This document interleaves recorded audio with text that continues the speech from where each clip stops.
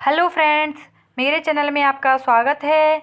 आज की वीडियो में मैं बात करूंगी आपसे डेली हम जो घर में पूजा करते हैं उस मंदिर के बारे में कि क्या कैसे पूजा करें, कैसी मूर्तियां रखें, पूजन सामग्री से जुड़ी कुछ खास बातें, घंटी कब बजाएं, घर का मंदिर किस दिशा में हो, जब हम पूजा करें तो किस दिशा में हम बैठकर पूजा करें। इन सब बातों के बारे में मैं आपको इस वीडियो में बताऊंगी। तो इसके लिए आप मेरे चैनल को सब्सक्राइब करें और मेरी वीडियो को अंत तक ज़रूर देखें। तो चलिए शुरू करते हैं आज का वीडियो। जो हमारे घर में जो मंदिर होता है उसमें हमेशा छोटी मूर्तियाँ रखनी चाहिए, कभी भी बड़ी मूर्तियाँ नहीं रखनी चाहिए, क्योंकि बड़ी मूर्तियाँ तो जो बड़े मंदिर होते हैं उनके लिए ही श्रेष्ठ रहती हैं, लेकिन घर के छोटे मंदिर के लिए छोटे छोटे आकार की प्रतिमाएं ही श्रेष्ठ मानी जाती हैं।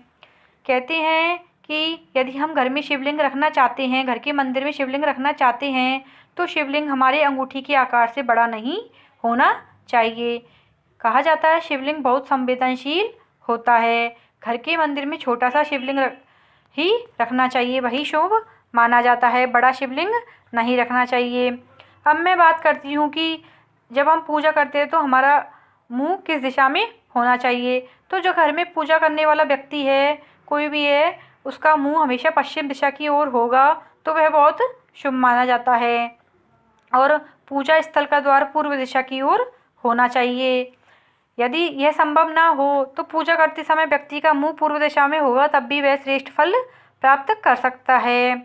अगला है कि मंदिर ऐसे स्थान पर बनाया जाना चाहिए जहाँ पर कुछ देर के लिए ही सही पर थोड़ी सी सूर्य की रोशनी अवश्य पहुँचती हो।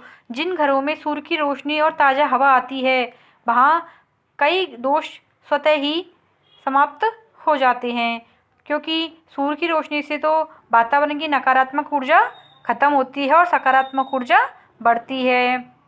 इसके अलावा हमें कब घंटी बजानी चाहिए, तो यदि हमारे घर में मंदिर है तो हमें रोज़ सुबह शाम पूजन करना चाहिए और पूजन के समय ही घंटी बजानी चाहिए। साथ ही एक बार पूरे घर में घूमकर भी घंटी बजानी चाहिए। ऐसा करने से नकारात्मक ऊर्जा नष्ट होती है और सकारात्मक ऊर्जा बढ़ती है। अगला है पूजन सामग्री। पूजा में बासी फूल पत्ते अर्पित कभी नहीं करने चाहिए, हमेशा स्वच्छ और ताज़े जल का उपयोग करना चाहिए। इसके अलावा तुलसी के पत्ते और गंगा जल कभी बासी नहीं माने जाते हैं, इनका उपयोग कभी भी किया जा सकता है। शेष सामग्री आपको ताज़ी ही उपयोग करनी चाहिए, जैसे कि कोई फूल है वो आपको ताज़ा ही उपयोग करना चाहिए। यदि कोई फूल सूंघा हुआ है या खराब है तो वह कभी भी भगवान को अर्पित नहीं करना चाहिए। इसके अलावा मैं बताती हूँ कि पूजा कक्ष में क्या ले जाना चाहिए और क्या नहीं। तो घर में जिस स्थान पर मंदिर है वहाँ चमड़े से बनी चीज़ें जैसे जूते चप्पल या बेल्ट वगैरह कुछ भी लेकर नहीं जाना चाहिए। मंदिर में पूर्वजों के या मृतकों के चित्र भी नहीं लगाने चाहिए।